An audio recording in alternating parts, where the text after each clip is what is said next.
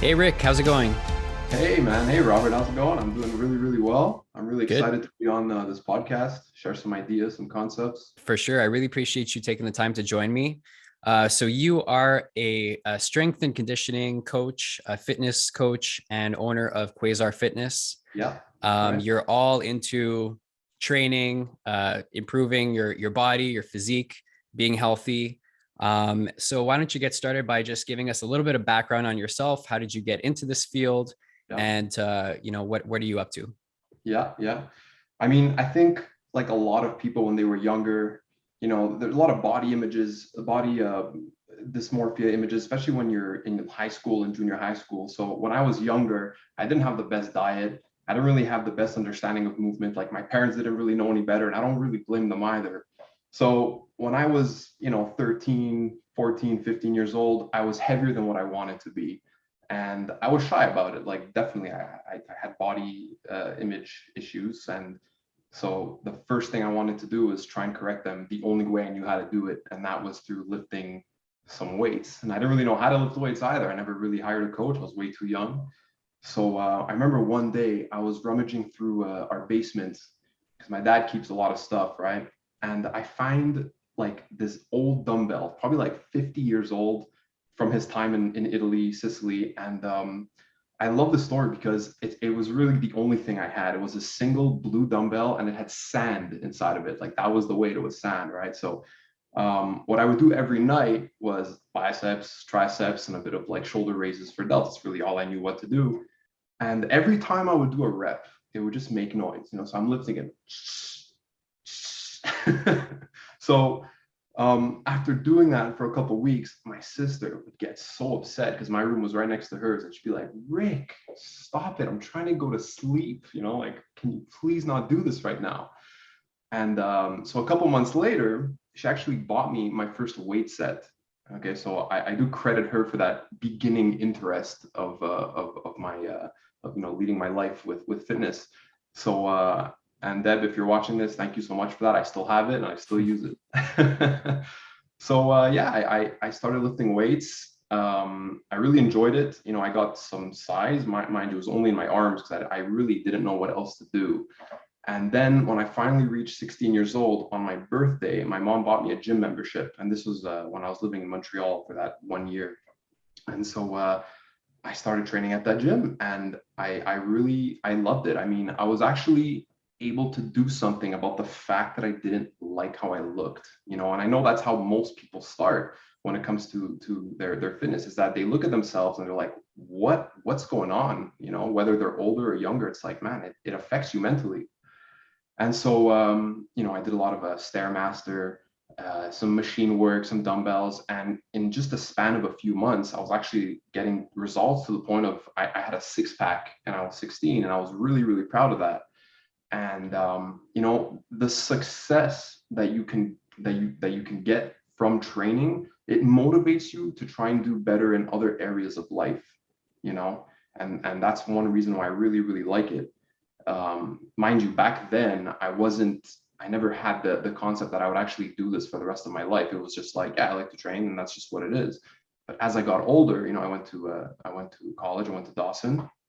And then when I finished Dawson, I went to university, and I always maintained training. I always enjoyed doing it, but it was halfway through doing my marketing degree in at John Molson where I just had this like bit of an epiphany. I go, wow, I mean, if I graduate doing this and I get a job in this field, I'm probably going to get a 9 to 5 like everyone else. It's probably going to end up being more like 8 to 6, as most people are well aware of. Mm-hmm. And if I'm going to be seated for 5 days a week, I will be depressed by 30. I will, like, there's no question about it. And so I made the decision to, do my first certificate.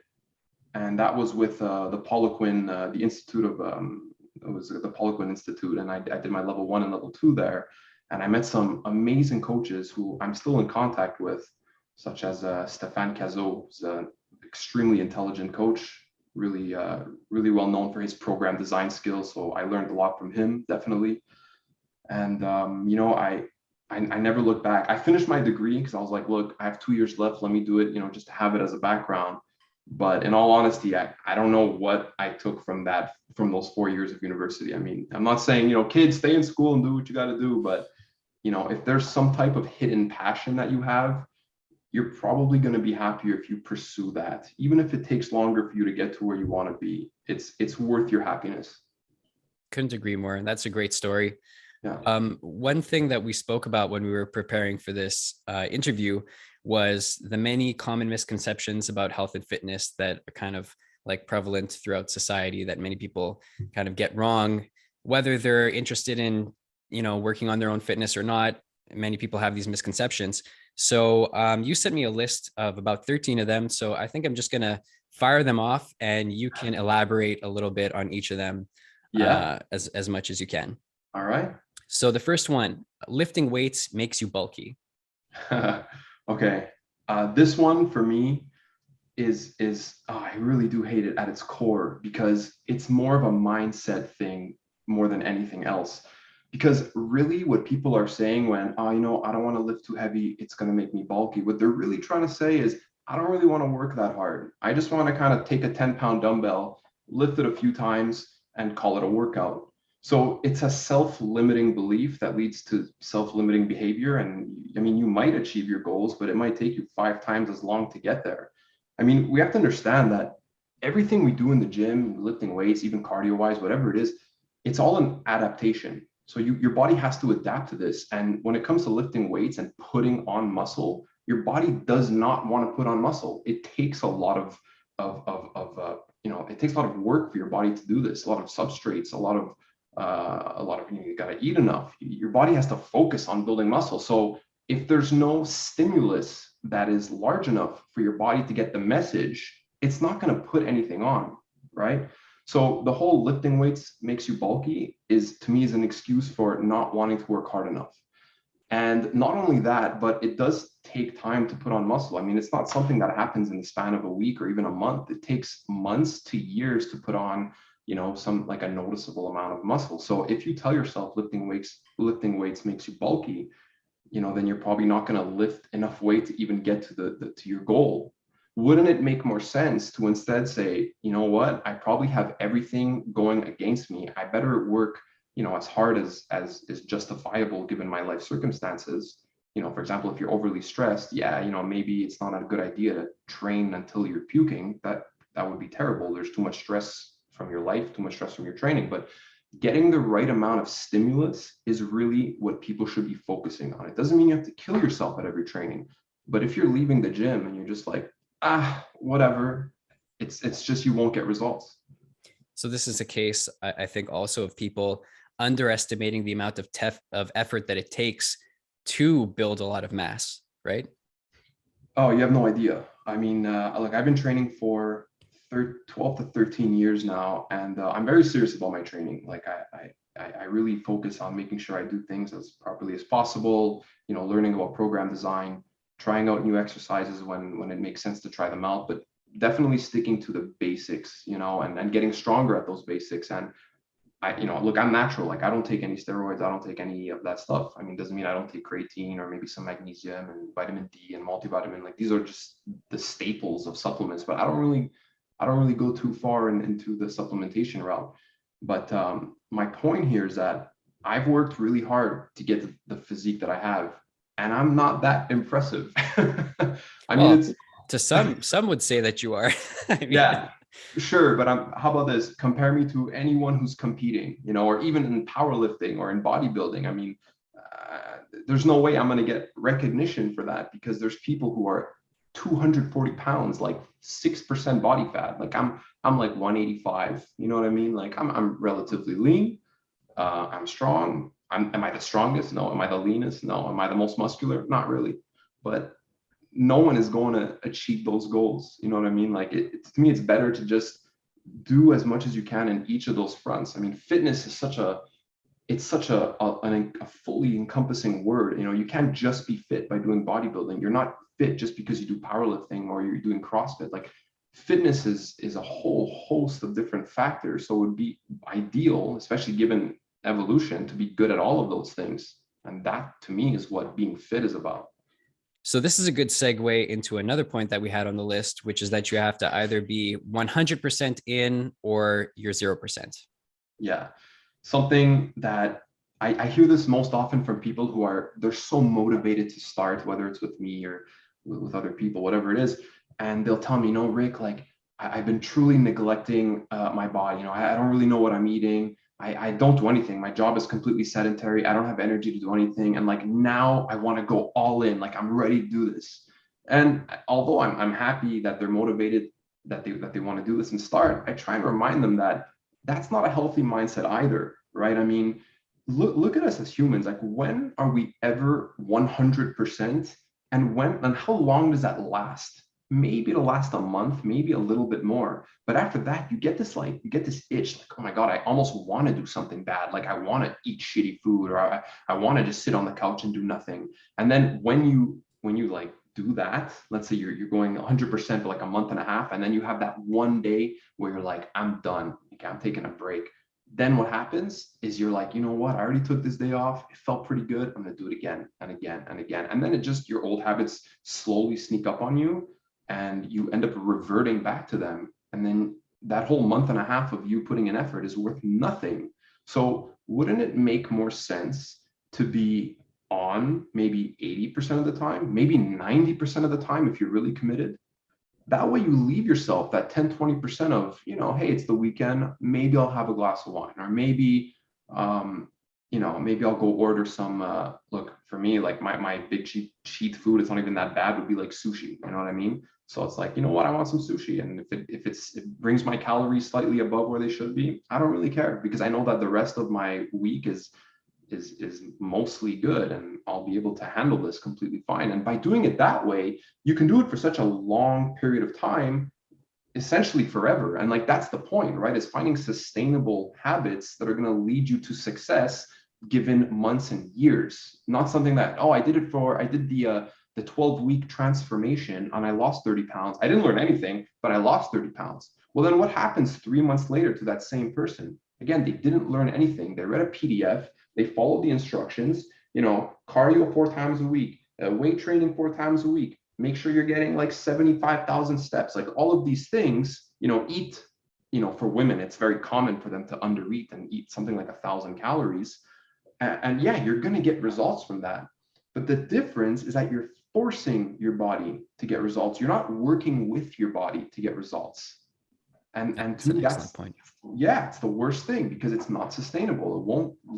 What's the point of doing something if a year down the line you're going to be back to where you started or worse? A lot of people say, I lost 20 and now I gained 30. You know how common that is? I hear that all the time. That's great. That's a great point. So sustainability and building that lifestyle that you can keep going with. Totally. Build up your habits, turn them into rituals, and eventually you won't even notice you're doing them. Awesome.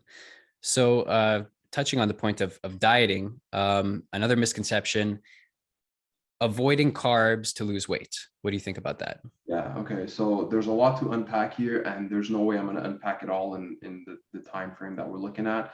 But let's delve into this one because it's really interesting. Now we have three macronutrients, right? We have protein, we have carbs, and fat. Those are anything you eat is a mixture of those three, or just one of them, or whatnot, right?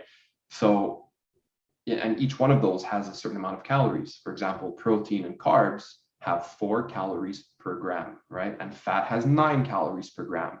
That's the reason why, for example, like nuts and oils have seemingly a lot more calories for the same amount of weight or volume. Well, they actually do. There's much more energy to be taken out of those substrates, right? So when it comes to carbs, people just think, carbs are going to make me fat, so I'm just going to avoid them altogether.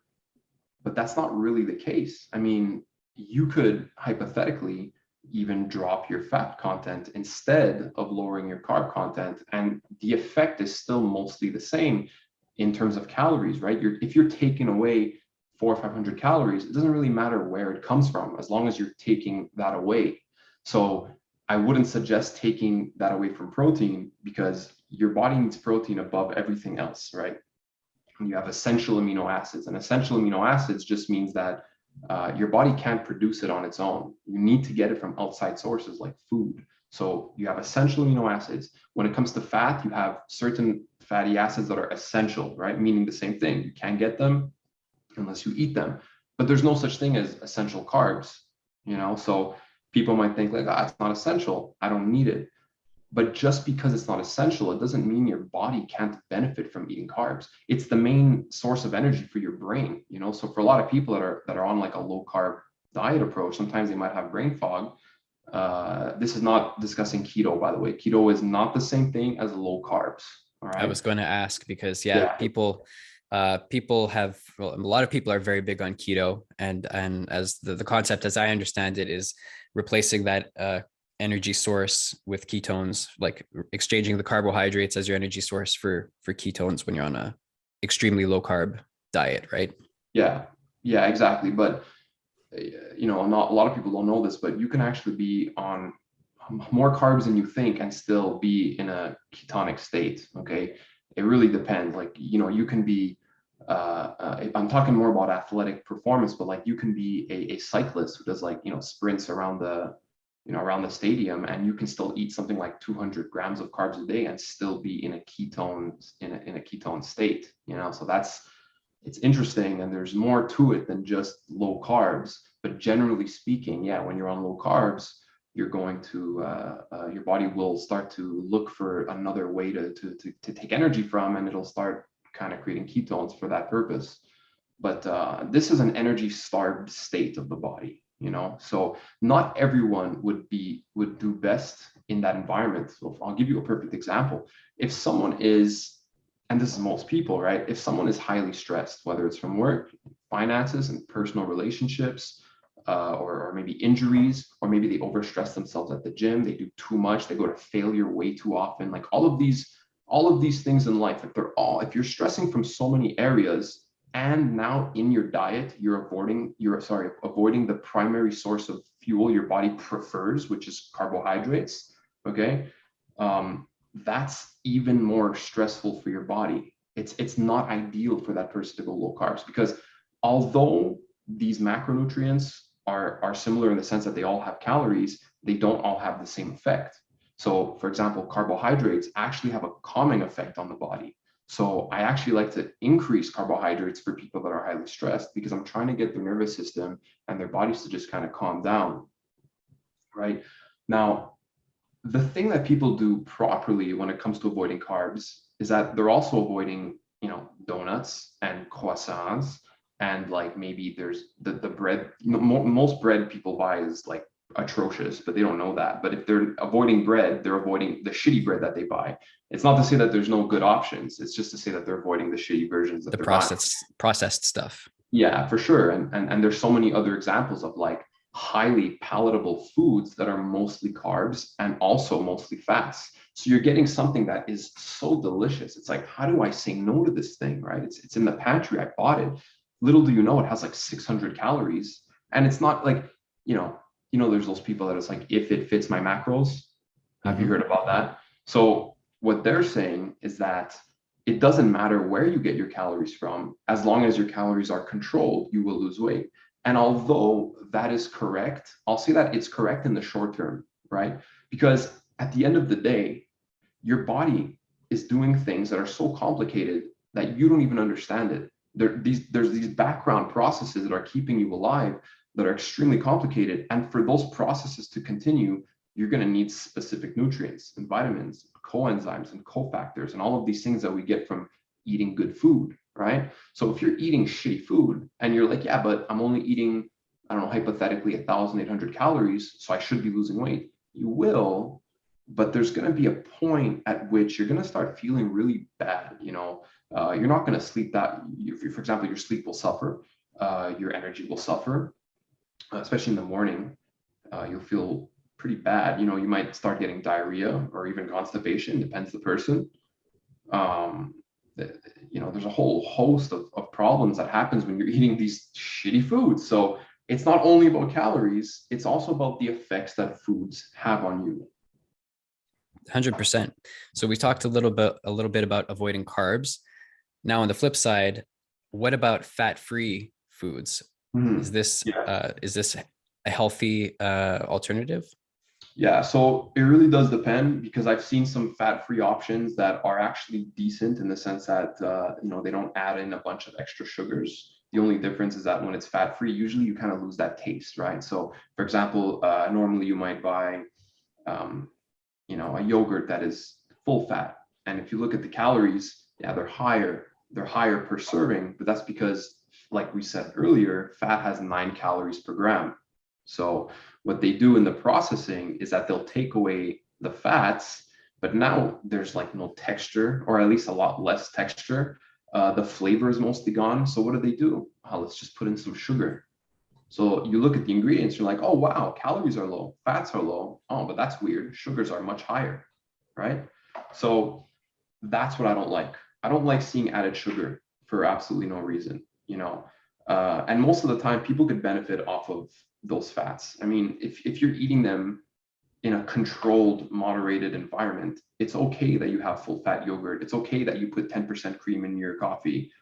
It's okay that you eat some nuts from time to time. The issue comes more with overeating these foods. So when it comes to fat-free foods, they're mostly it's mostly a bad idea. But there are some cases where if you look at the ingredients, it's like, you know what? I am gonna save myself the calories, and there's very little detrimental impact. So that's where learning how to read the label really comes in handy. So you can make those decisions for yourself. Great. So case by case, make sure you know what you're putting in your body. If it's a fat-free thing, look at the ingredients and make sure there's no extra junk in there that you don't want. Yeah, exactly. Next misconception: doing cardio for fat loss. Hmm. Okay. Yeah, that's see, I'm not gonna say that that's wrong because it could help for fat loss. I mean, you can look at bodybuilders and when they're starting to prep for their shows, they'll often do maybe like an hour, maybe not per day, but definitely very often, at least 3, 4 times a week of just walking. And what they're doing there, I mean, walking is a form of cardio. You might not be running. I mean, most people when they think of cardio, they think of running. It's always running, running, running, but in actuality, it's a spectrum of different intensities of different speeds and therefore of different durations, right? If I tell you, sprint for 5 minutes, that doesn't make any sense. You can't sprint for 5 minutes. Nobody can do that. I mean, maybe some high level Olympic athlete, but even at that point, I mean, usually sprints last 30 seconds to maybe a minute, 2 minutes if you're highly trained. But so when would you want to use cardio for fat loss? By increasing the amount of movement that you're doing on a daily basis. So it can be a great way to just increase the amount of steps you're doing. I mean, if your job is sedentary and you're noticing that day by day you're getting something like 2 to 3,000 steps, which is very low, by the way. You want to aim for something like 7 to 8,000 per day, arbitrarily speaking. But some of the research is suggesting that this is a good number to aim for, right? So if you're getting 2 to 3,000 a day, well, hey, if you go to the gym and you get some extra steps in there, you'll kind of bring that average a bit higher. But people have to look at cardio not as, oh, if I'm doing cardio, it's fat loss, and if I'm doing weights, it's muscle building, because it's a lot more complicated than that. I mean, you have to understand that it's not just our, the muscles that we see, biceps, triceps, and our pecs and our bow, these things. Our muscle, one of the most important muscles of the body is the heart. If you have a stronger heart, probably going to live longer. You're probably going to have reduced blood pressure, reduced heart rate during the day, instead of always being like a high heart rate. Your heart is weak. It has to pump more often in order to get that blood traversing through your body. Instead, if you have a stronger heart, a stronger beat, you'll need less beats to accomplish the same thing. Now, as some of you might be aware, the viewers that are watching, you only have a limited number of beats in your lifetime. So it would be beneficial if you can reduce those average beats in order to live longer, if that's your goal. I mean, if some people want to live fast and die young, I mean, so be it. But I want to try and, for myself anyway, and for most people, they want to live as long as possible, but be as healthy as possible. So let me be more specific. So we're talking about, is cardio good for fat loss? Cardio can definitely help for fat loss, but it shouldn't be the main name of the game. Okay. I mean, fat loss should occur because your nutrition is supporting your goal. Because if cardio was for fat loss, well, then how come so many people do cardio all the time? And if you see them at the gym year after year, they look the same. Well, wouldn't they be losing fat? Well, no, because what happens is they go home, their life is in shambles. Like they don't know how to deal with their stress. They don't know how to create a nighttime routine that is conducive to good sleep. They barely know how to cook. You know, they cook like 3 or 4 same meals for months on end without any change. I mean, there's a reason why nutrition is the most important thing when it comes to fat loss, you know, which, quick segue, but that's one of the main reasons why I wanted to go online as a coach, is because I'm able to look at what my clients are doing, not only in the gym, but nutrition wise. And that's really what gets people results. I mean, look, for years, I've been a coach in person, and I love it because I'm able to really, assess people and say, oh, you know what, like that looks like it's problematic. And so does that. I'm like, oh my goodness, look at this movement. Like, hey, let's work on improving quality of movement, improving your strength, and just making sure you're out of pain, right? And that's what happens. It's amazing. But normally people come to me and it's, man, I got to lose weight. Like I don't like this. I got to lose weight. And in a gym setting, it's like, okay, well, look, you paid me for an hour of training. I can give you 30 minutes of nutrition and 30 minutes of training, but we're going to be half-assing both of them. So I'd rather give you an hour of awesome training, which is what you came for. But then again, what happens? They go home, they don't understand nutrition, they don't understand how all of these things, all of these lifestyle factors come together to give you results, which is why I went online. Makes a lot of sense. And that's a great way to lead up to the next point, which is eating clean versus IIFYM. And maybe you can start by elaborating on what that is. Yeah, I brought it up before. So that's if it fits your macros, right? So clean eating is it's a school of thought that says, your whole life, it's kind of like the whole 100% or 0% thing. Mm-hmm. It's like, oh, you got to eat perfect. You got to wake up, you got to have like the perfect amount of this, and veggies have to be amazing. And like, oh no, you cannot have this food. That's a bad food, right? Like avoid that as much as possible and focus on all of these amazing foods. And that is totally fine for the person that is capable of being 100% all the time, which, by the way, is very few people. Okay. Even the people that are on this diet, they give them a few months and they cave in. And then they're like, oh no, I didn't do it properly. And then that's when the whole 0% thing comes aboard. And then they just scrap everything because they failed. Right. So that's one extreme, which is super clean eating. Everything's done perfectly. I'm a saint. And then you have if it fits your macros, which is, you know what? I need 2,000 calories to drop some fat. It doesn't matter how those calories come to me. So I'm just going to eat whatever I want.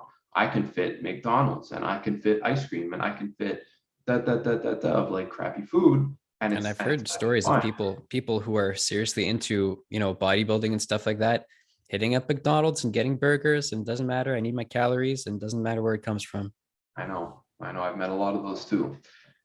They refer to it as dirty gains or something like that. Yeah, like it's like dirty bulking, right? Yeah. Which is probably the worst idea ever. In fact, I don't know if there's still bodybuilders that are worth discussing that still do this. Most of them they're smarter in their approach compared to they were in like the 90s, where that was a lot more common, this dirty bulk thing, which the concept there is it's taking if it fits your macros and completely smashing it apart. So it's like, let me eat 8,000 calories a day of literally anything I want because gains, bro, right? So they put on a lot of weight, and granted, they're going to put on muscle. I'm not going to say they won't put on muscle, but they put on so much fat that they're just, their faces are gonflé, they're swollen. I say it, swollen. I'm saying it in French. And like that doesn't make sense, because now when it comes time to cut, you have to work so much harder to lose all that fat. And the problem with having to lose all that fat in a smaller amount of time means that your calories have to be insanely low. And when your calories are insanely low, you're probably going to be sacrificing some of the muscle gains that you gained during your bulk. So it's just like too much of extremes. Like everyone works with extremes. I hate it. We need more balance. Balance, that's the key word. Like just train for 30 minutes. That's all you really need. You don't even need to do more than that unless you really want to, like, look, I don't train for 30 minutes. I train for like an hour and 10 maybe, but I love it. And most people that train end up loving it themselves, but you don't need to. If you don't have the time, 20 to 30 minutes is all you need. Go for a walk, eat good food, and every now and then have some food that, quote unquote might not be that good food, although maybe mentally it is good food. You know what I mean? Well, exactly. There's pros and cons to everything. You know, if you can treat yourself and make it that much easier to get back on track the next day, then why not? It's not about punishing yourself, right? It's about creating a balanced lifestyle that's sustainable. Yeah. Yeah. Okay, so we talked about cardio for losing fat. What's the importance of training? I guess muscular training for losing fat. Great question. So I know that a lot of people watching might think that, well, if I have more muscle, then throughout the day, I'll be burning more calories. And then over time, I'll be able to lose fat at a quicker rate. And although this is true, it actually represents less of an impact than what people imagine. It's not like hundreds of calories are being expended extra because you have more muscle. The people confuse the outcomes that they think they're going to get versus the outcomes that are actually going to happen given training with weights, right? So and even saying that, right, like training with weights, like what's going to happen if you train with weights? Well, even that depends. What's your rep range? How are you lifting? Are you lifting explosively? Are you lifting slowly? How many sets are you doing? Like, what's your goal? Is it power? Are you an athlete? Are you trying to increase the rate at which your muscles can fire explosively? Because then you're going to get a different result depending on your training. Are you trying to increase strength and you don't really care about the speed coming up? So something like slow speed strength, for example, a very heavy squat for some people, it might take someone 2 to 3 seconds to come up on that rep, So yeah, they might get really strong. They might not increase their speed. And then you have people that, classically speaking, they lift weights because they want to put on muscle mass. And granted, that's an excellent way to go about it. Yes, you should definitely lift weights if you want to put on muscle. Now, depending how you do your exercises and how you program things, the benefit to lifting weights, it's more than just muscle. I mean, you have to understand that we have tendons and ligaments and like other soft tissue that's going to be impacted by lifting with weights. Now, if you, for example, like always train to failure and you always go heavy, your tendons and ligaments are going to take a beating and you're likely going to ask for injury, right? So we get stronger muscle wise much faster than the tendons and ligaments can keep up. Okay.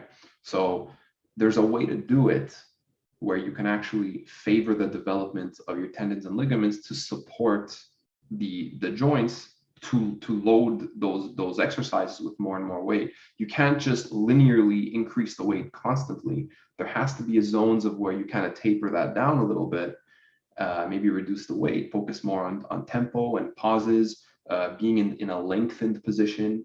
Lengthened just means, for example, let's say I'm looking at bicep, right? Right now it's shortened. The muscle belly is literally shortened. And if I stretch it out, now it's lengthened. Well, you have to understand that every muscle pretty much has that same, it has that same, what's the word I'm looking State. for? Yeah, exactly. It can be shortened or lengthened. Now, most people have issues with very shortened ranges or very lengthened ranges, which is why people are often so tight. They're not exposing their bodies to lengthened positions, right? So that's where weightlifting can be really good, because if you do it properly, depending on the exercise, depending on the rep and your tempo and a bunch of stuff, you can show your body that, hey, it's actually okay to be lengthened with weight. So now you're gaining strength at those lengthened ranges of motion, right? So benefits to gaining muscle, benefits to tendon and ligament health if it's done properly, because most people don't do it properly, okay? But there are benefits there. And another benefit that I absolutely love is that it will increase over time bone mineral density, right? So reducing your chances of any fractures or breaking your bones and brittle bones. Osteoporosis is going to reduce your chances to practically nothing. Also assuming, diet is mostly in check. I'm not going to say you can eat like garbage and train and you're going to be completely fine. There's genetic factors, of course, but training with weights will definitely reduce the incidence of breaking your bones, which, for guys like us, it's like breaking a bone. Like, when does that happen? Yeah, but just wait until you're 60 and 70 and you try and get out of your shower and you slip and you fall. Like, how many stories do you hear about that, right? Yeah, totally. Yeah. Great points. Yeah. Let's talk about supplements a bit. We have a few points on those. First of all, the misconception that supplements are useless and you don't need to take them. My goodness. Most of the time, when people say that, they're discussing like multivitamins. Like, yeah, my doctor told me multivitamins are kind of useless. It's like, well, most of the time, the doctor doesn't know much about these things anyway. You have to understand that a doctor is excellent at what he does, but in terms of nutrition and training and supplementation, they're not classically trained on those topics. What they know is very limited, unless, of course, they keep up with that information. There's actually two guys that I follow that are brothers that are doctors, and they also lift weights.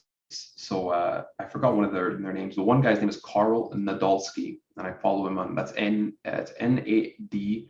Did I say that right? Nadolsky. Yeah, Olsky. Anyways, that's an example of someone who's an actual doctor, but also lifts weights and also deals with nutrition. And like, this guy is excellent, and so is his brother, like very intelligent human beings.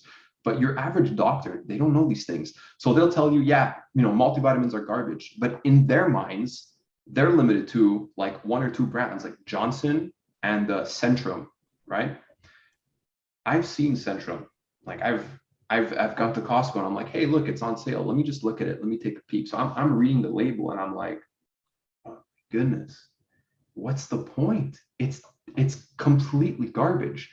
So not all vitamins and nutrients are made equal. You have different types. Okay, so those different types are related to how well they absorb. Okay, as well as extra effects that they might have. For example, you might find the magnesium that might help you with performance, or you might have a magnesium that'll actually calm down, the mind, nervous system, and get you sleeping a bit better.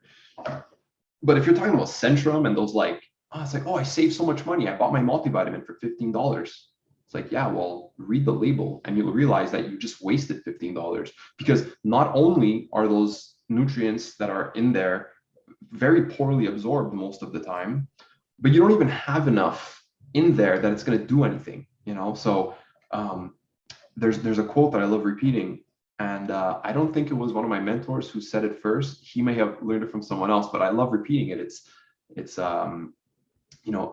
you can fart in a hurricane, but it won't really change much, right? Like, That's great. I love fart in a that. hurricane, yeah, it's not going to do anything. You have to be taking enough of the thing for it to even have an effect, and you have to be taking it for long enough, right? So does that, people say like, oh, but I'm peeing and like I'm kind of peeing some yellow and whatnot, like my pee is brighter. Like, why is that? Well, it's because some vitamins are water soluble. So when you pee them out and you have extra, you'll pee them out and be like, oh, that's expensive pee. You just wasted your money. It's like, yeah, well, I'd rather have so much of some stuff where I have extra, but at least know that what I need is there for me to use, right? Instead of being chronically deficient in something, I'm going to make sure that again, these are supplements that supplement my life. It doesn't mean eat like trash and then take a multivitamin and call it a day. Right. Obviously, you should be focusing on eating more vegetables and eating more protein is usually the thing that people are lacking the most. But yeah, definitely like a good multivitamin will help your body deal with other things, 100%. Cool. And that's just multivitamin. Sorry to cut you off, but like, that's just multivitamin. What about omega-3s? Right? What about your fish oil? Well, omega-3 is an essential fatty acid. So remember, we said essential at the beginning of this podcast, which means your body can't produce it on its own. You need to get it from outside sources. So, if you eat a lot of fish, especially if it's not farmed, which I know is not possible for everyone, it's really expensive, and it's worse because of this whole, these last 2 years, everything's more expensive. I get it. But generally speaking, if you eat more fish, okay, maybe you can have less omega-3, but I still suggest taking a good omega-3 supplement because your body needs it. There's a good portion of your brain that's actually made of those molecules, that omega-3 fatty acid. It's great at reducing inflammation throughout your body. You're dealing with some joint pain. Yeah, you might benefit from taking some omega-3s. Cool. Excellent. I guess related to supplements as well, creatine. Is it only for bodybuilders, or is this somebody that anybody can benefit if they're training? Oh my goodness. I love that, especially like, people that have no idea. They're like, oh my God, creatine. Are you natural? Yes, I'm natural. Creatine is found in meats, mostly meats. So you can get some of it from meats, but you would have to eat quite a bit to get the actual amount that would have a benefit and an impact. But no, so honestly speaking, everyone could benefit from taking creatine, including pregnant women, including women in general have about 10% less creatine stores than men.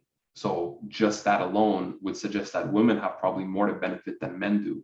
Now, look, I said it before, body has a lot of background processes. One of these processes is creating the energy that we use to move. Like I'm doing this right now, and like it has to come from somewhere, right? Now, my ability to do that is dictated in large part by how well that cycle goes around, right? So this is something called the Krebs cycle and the electron donor chain. So I'm not going to get into those. It's really, really complicated. However, you have to understand that by supplementing with creatine, you're helping that cycle kind of go around a bit quicker. You're actually generating more energy for use in the gym.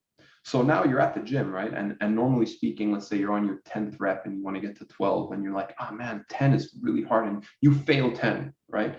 Now, if you start supplementing with creatine, you'll notice that at 10, you'll be like, you know what? I can go for 11, 12. You know what? I got 13 and I could even add an extra set, So your tolerance for your workout is going to improve, making you more capable of training a little bit more, causing a little bit more adaptation, right? So now over time, with good rest and good nutrition, you can gain a bit more muscle, gain a bit more strength. You'll be more endurant in your workouts. So creatine has a lot of benefits. It also has benefits for your brain. So yeah, there's a huge amount of benefit, and I wouldn't be telling people to take creatine if I didn't know what I was saying here. So you can feel safe that creatine is an excellent supplement to take, even if you don't train, although obviously the benefits come more if you train. The importance too is that you're drinking enough water. You can't take creatine and be at 1.5 liters, even 2 liters of water. You want to be hydrated, definitely. Cool. Excellent tips. Pre-workouts, worth it or not worth it? Pre-workouts should be used for people who have most of their life under control. They sleep well, they eat enough to fuel their workouts and to build muscle, which means that they're at a calorie surplus most of the time, right? I mean, you don't have to be, you could be at a calorie deficit as well. However, I'm just giving a hypothetical scenario, right? So someone who's doing most of the things right, they go to the gym and they can have an excellent workout without a pre-workout. Okay. That's the person that can handle a pre-workout. That then they'll go from being coasting at normal to actually getting a bit of a boost from it, right? But most people that take pre-workout, it's the complete opposite. They sleep like 4 to 6 hours per night. They're stressed, and maybe they don't eat enough. It's what I've noticed too. A lot of people that take pre-workout are definitely not eating enough, and they're trying to build muscle. They're like, oh, if I train harder, I'll take a pre-workout and take all these things. So what happens is they are below their average, right? Like they're under homeostasis, if you want to call it that. Like they're coasting like this. Like this is their day. Like, oh man, I need a pre-workout to train. So they take their pre-workout, they load themselves with like, I don't know, 250 milligrams of caffeine and like a bunch of other stuff like taurine and whatever else is in there. And then they'll train. But essentially what you're doing when you take a pre-workout is you're borrowing energy from your body. It's like fake energy, right? And eventually that debt has to be paid. And that's not a good thing, right? So I don't suggest pre-workouts at all for people. I don't really think you need it. Like to me, a pre-workout is the sleep and the nutrition that you bring to your session. That's a pre-workout. That's a great way of thinking about it. Oh, for sure. Why complicate your life? Why do you need to spend $1 million on all these things? Like they're expensive too. Just drink a coffee and go to the gym. And even at that point, you might not even need a coffee. Maybe you're just dehydrated. Can you drink enough water? Can you get enough protein? Can you stop being afraid of carbohydrates and eat some to fuel your workout? And can you respect your body and get enough sleep? I promise you, if you do that for 1 week, you will go to the gym and be like, wow, I feel great. I don't need a pre-workout. That's fantastic advice. We're almost there. We got 2 points left. 3 actually. The next one, targeted fat loss in specific areas. Is it possible? Oh my goodness. Okay. So, classically speaking, no, it's not possible. However, and I read this paper years ago, but it really did stick with me because it proves that it's not only about this, when it comes to doing research papers and studying the human body, there's so many things that you have to control in your research subjects that it's hard to really say if they did what you asked of them or not, right? And so many decades ago, the people who pioneered fitness were bodybuilders. I mean, you have Eugene Sandow, who was like the first bodybuilder back in like the early, was it like the late 1800s or early 1900s? Mind you, his physique nowadays, you wouldn't even, you'd He look him looks on the like a street normal like, guy, right? oh, By yeah, today's standards. yeah, by today's bodybuilding standards, he's completely normal. Although the guy was incredibly strong for his size. What's my point here? We're talking about Targeting fat loss. yeah, target fat loss. So what I was saying was there were some bodybuilders who they tried a lot of things, because what happens is you learn about these different ways of moving and movement systems, and you follow them, you stick with them. But what happens is if you just stick with the same thing all the time, you never get to even explore and create these systems yourself, right? So it's like we've lost our creativity, or a lot of people have lost their creativity when it comes to training. And what these bodybuilders did decades ago, they were so connected with their bodies that they just tried stuff and they just saw if it worked or not. And a lot of the time they were right. And it was only decades later that science was like, oh yeah, this guy from the 70s we thought was crazy, turns out he was right. So all of this just to say that there was this specific bodybuilder, I really won't remember. And what he did was he was trying to lose fat in his lower abdominal region, right? Because of course, having a set of veins coursing through there is definitely impressive if you're trying to win a trophy. And what he would do is sprints on a bike with leg raises. He would just interval those things back and forth because in his mind he's like, I don't know, I don't want to lose fat there. I'm just going to sprint on the bike and do some ab raises and sprint on the bike and do some ab raises. And he would keep doing that. And it turns out that if you do that, you can actually increase blood flow to that area and make it easier for your body to actually extract the energy from the fat that's around there. Okay. Now, I don't want to sound like I'm a quack because I know like if there's any coaches watching this, they're gonna be like, what's he saying? That's bullshit. It's like, look, you don't even know. Like, I'm not even sure either. It's just, hey, that's interesting. It worked for this guy. Why don't you try it out and see if it works for you? Now, let's say you don't do that method and you're just you're like the standard person who wants to lose belly fat. So you go to the gym and you do crunches all day, right? That's going to do nothing. That won't help you. It really, really won't help you at all. You might build more muscle tissue, but it's going to be, like everyone knows, it's going to be behind the fat. And until you burn that fat down, you won't see them. So that's a waste of time. Think of it this way. You go to the gym and let's say you go to the gym 3 times a week and you only go for 1 hour. That means that you have 3 hours of your week to make sure that you are the most efficient human being as possible, right? You don't want to go to the gym and 5 minutes talk to a buddy, and then you're taking like 10 minutes between sets, and the hardest exercise you do is like a leg extension. It's like, of course you're not going to gain anything from doing that. That's garbage. Go to the gym, tell yourself, okay, like what's the biggest bang for my buck exercise that I can choose, right? So now, depending the person, right? Maybe that's squats, maybe that's like a barbell row, maybe that's chin-ups or dumbbell presses, like just something where they can actually exert some energy. Maybe it's sprints, but don't do, I'm not going to call them useless exercises, but don't choose things that you're on your phone and you're just kind of curling your leg up, nonstop. Like that's not going to work. Or like I've seen this. Yeah. So yeah, I'll be there later.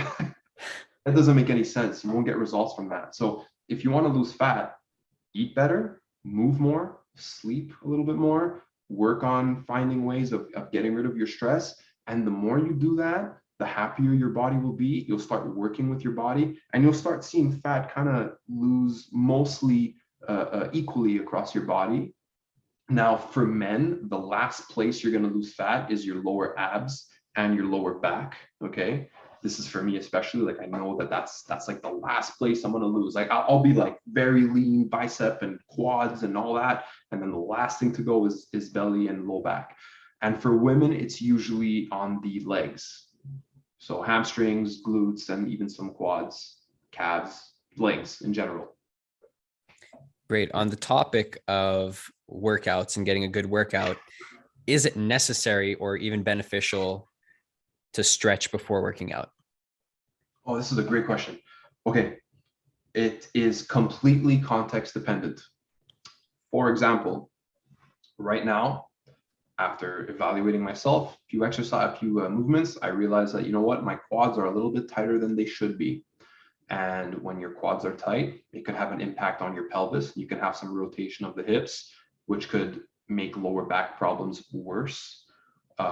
It would also impede the strength of your hamstrings, right? So for example, if I can actually get up here and just demonstrate, right? So if I have my quad muscle that's really, really tight, right?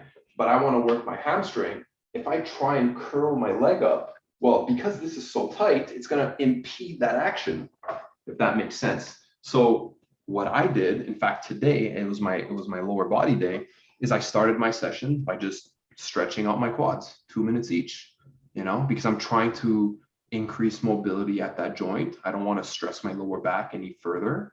So in that case, who cares if I stretch? I might be weaker by 2 to 5% in my training. Who cares? I'm not competing. My goal is not to squat 5 plates, you know, or 500 pounds. I don't really care. Now, what about if it's an athlete who is trying to be as strong as possible? Would it be a good idea for them to stretch? Probably not, because like I said, you might reduce strength for that session. So that might not be good.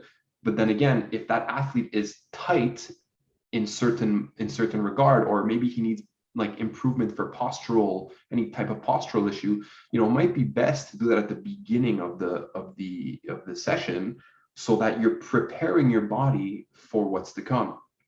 Does that make sense?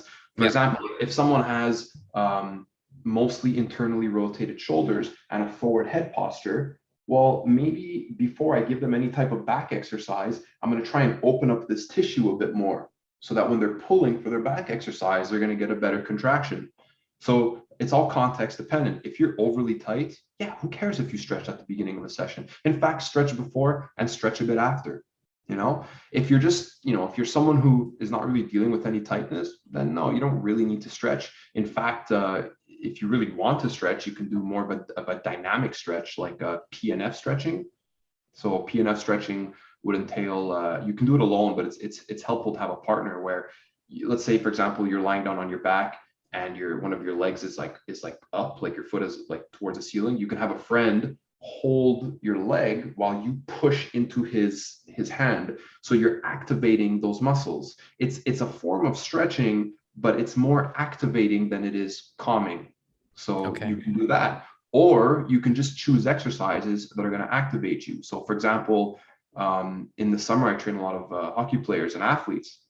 So what happens is, you know, if we get a new athlete, or even if they come back from their season, you know, I test them and I was like, oh, you got a bit tight again. Like, okay, let's work on that. You know, so the first 2 weeks we might be stretching, doing dynamic stretches or static stretches, static holds more often. But once those issues start to go away and they come to me and they look like they're ready to train right away, I'm not going to continue wasting time stretching. I'm going to do things that are going to activate their nervous system to get them prepared for their session. Makes So sense. yeah, context dependent. Excellent. All right, we're on our last misconception, and this is a big one. A good sweat equals a good workout. Yeah. So it really depends the type of workout you're doing. I've had workouts where I was drenched and it felt great to sweat. I mean, it's good to sweat. You should be able to sweat. Like that's number one. If you find that you have a hard time sweating, like that's something to look into. I mean, usually people that have a hard time sweating also tend to have cold skin, especially on the areas of their body that they don't lose fat on. So, you know, sometimes it might be the tricep, right? You touch your tricep, you're like, oh, it's really cold, and it tends to be more fatty there. Well, maybe it would be a good idea, just put a sweater on. If you have a sauna in your gym, go into the sauna for 5-10 minutes before your session, or even after your session, just to get heat going in your body, and kind of show your body that, you know, it's good to get blood flow in those areas, you know. But depending the workout, like if you're doing a a bodybuilding style workout, which is, you know, lifting a lot of weights, the rest is not too long, you're probably going to sweat a little bit. It doesn't have to be absolutely drenched, but yeah, you'll sweat. And does that equal a good workout? Not necessarily. I mean, what's a good workout, right? I mean, are you pressing something but doing it terribly? Are you sacrificing your shoulder joints and your knee joints because you don't know how to squat or bench press? Oh, you're sweating, but you're damaging your joints. So sweating is just one means of seeing if someone is pushing hard enough. But then again, it depends. If, for example, I'm doing a strength training and you know, I'm more advanced. So for me, strength training would be somewhere in the 5, 4, 3 reps category. In fact, I could even do some type of wave loading where I would do 5, 3, 1, 5, 3, 1. So I have 6 total sets. Who's sweating on a set of 3? I'm not. I'm not sweating. Does that mean I'm not working? No, at all. I'm my goodness, like in order to lift something for 3 reps when you can only do around 3 or 3.5 to 4, you are exerting a ton of effort, right? But it's not enough time under tension where your body's going to start sweating.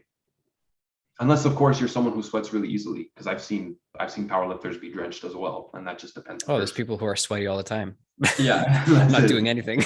Yeah, exactly, which is problematic in itself too, right?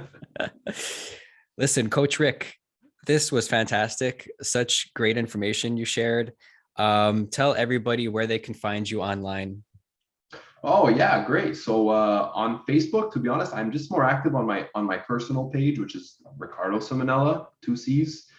I have a Facebook, you know, business page as well. It's Quasar Fitness. You can check that out. Same thing on Instagram. Although I will be honest, right now on Instagram, I'm not that active.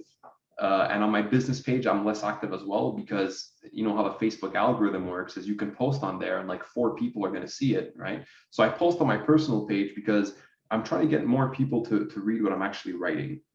So, and it is working. I mean, a lot of people write to me and there's definitely a lot of engagement. So if you really want to see the posts that I'm doing, check that out. Just check out my Facebook, add me. That's totally fine.